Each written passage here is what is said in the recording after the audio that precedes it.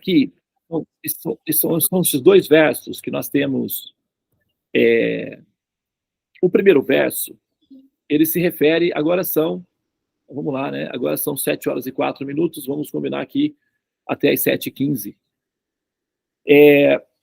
Tá um pouco escuro para vocês aí, tá, pessoal? Que a gente está tendo umas mudanças aqui no clima, aqui na nossa região, aí, às vezes, recentemente tivemos tempestades aqui bem fortes, mas agora acho que estabilizou aí, né?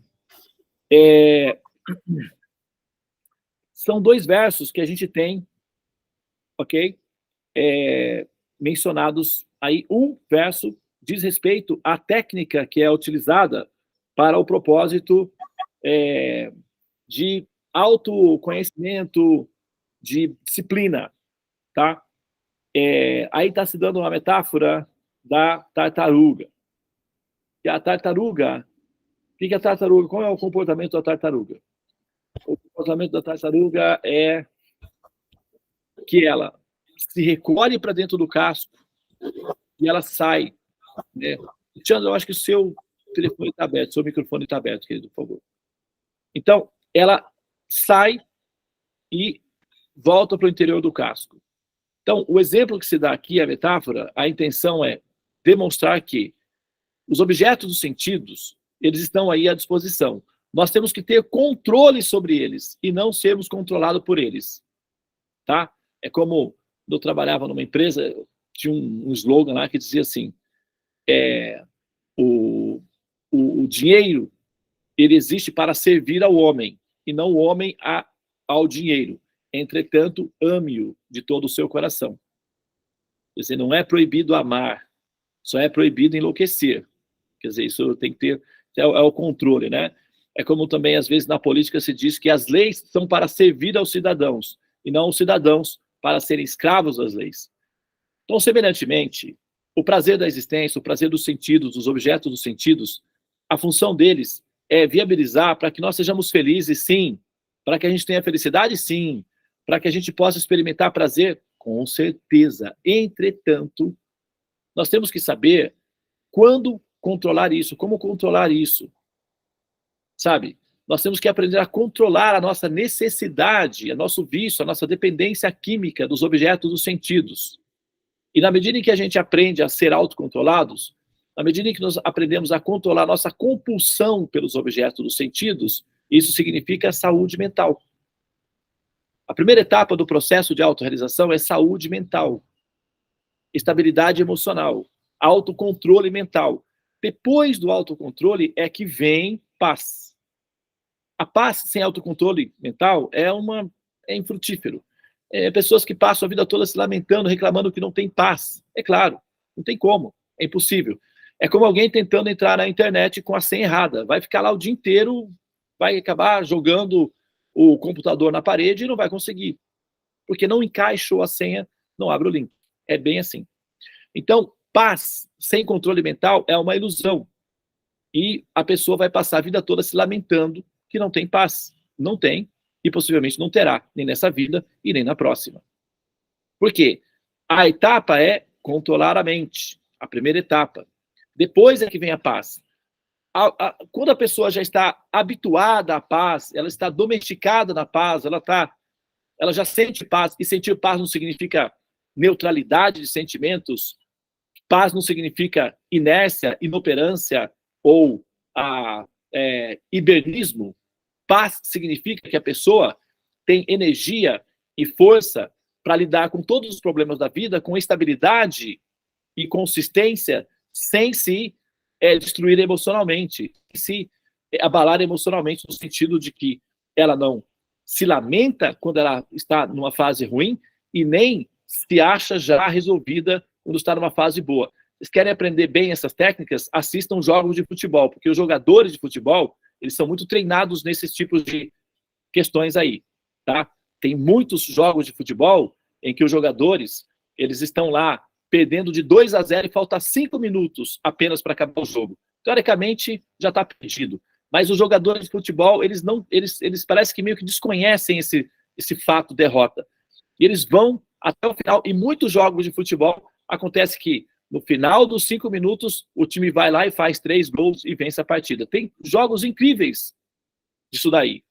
Então você vê o exemplo da determinação de não se abalar quando tem derrota, manter-se firme, consistente na luta, na batalha, porque mesmo que você perca com dignidade e não com indignidade, porque depois que você perde com indignidade, ainda você tem o sentimento da covardia, o que é pior ainda. Então, perder faz parte do jogo, mas, porém, entretanto, no entanto, ponto e vírgula, com dignidade. Então, esse é um ponto. Agora, quando está muito na vitória, na facilidade, não, já conquistei tudo, já estou de boa, não preciso fazer mais nada. Olha o Brasil na Copa 7-1. Né? Um time na casa, toda a torcida a favor, um elenco fantástico, 7-1. Então, assim, não é que você tem tudo favorável à sua disposição que o jogo já está ganho, não é assim. Mantenha a sobriedade, sempre mantenha o equilíbrio e jogue com seriedade, mesmo quando tem facilidades. Nós temos a tendência, eu falei isso na outra aula, né?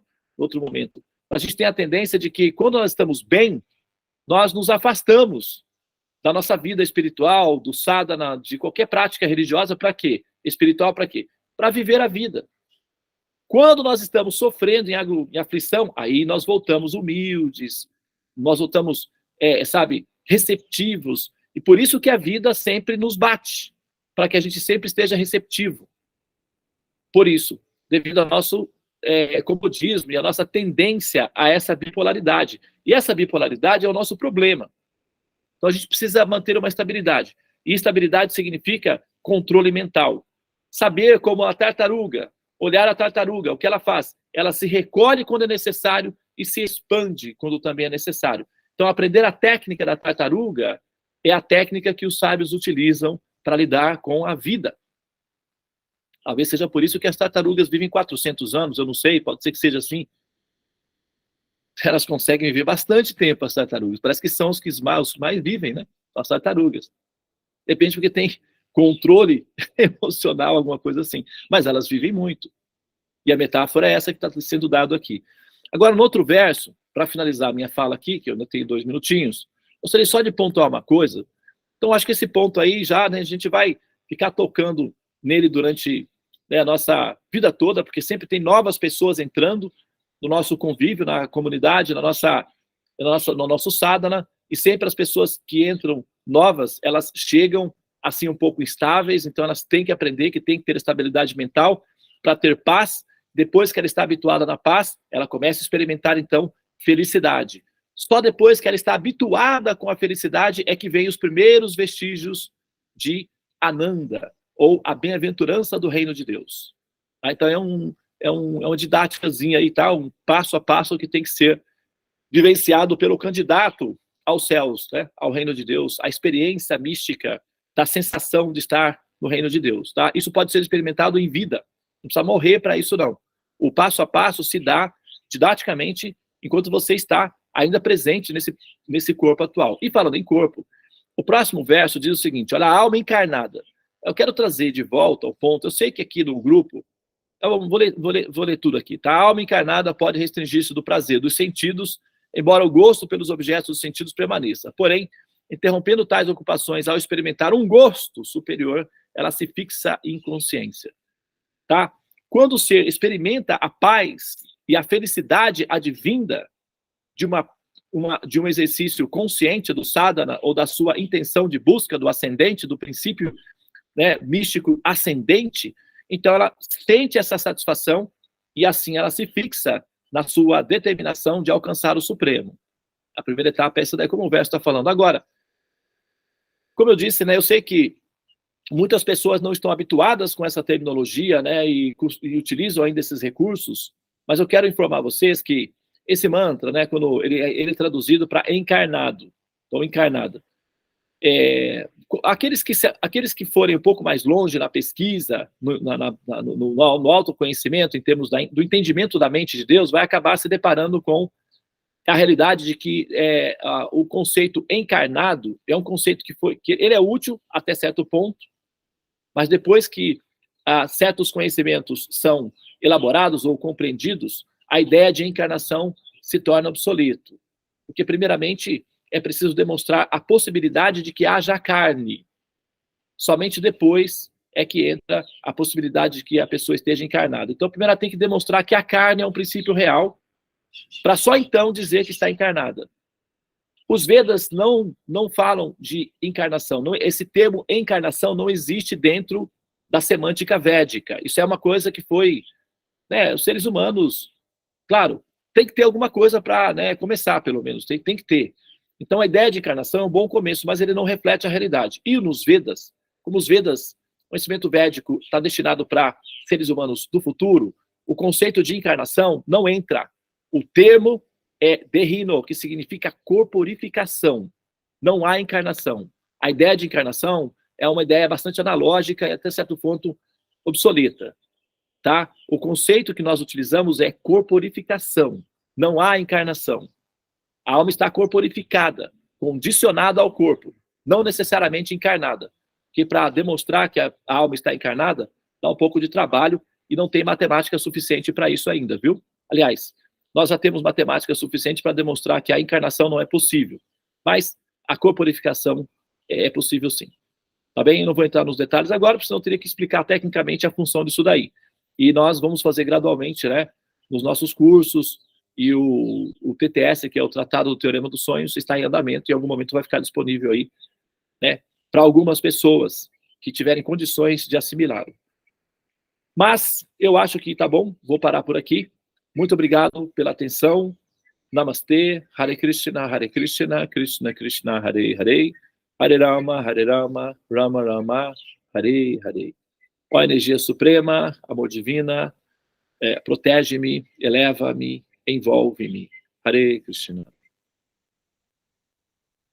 Gostaria também de aproveitar e agradecer o Bhakta Chandra,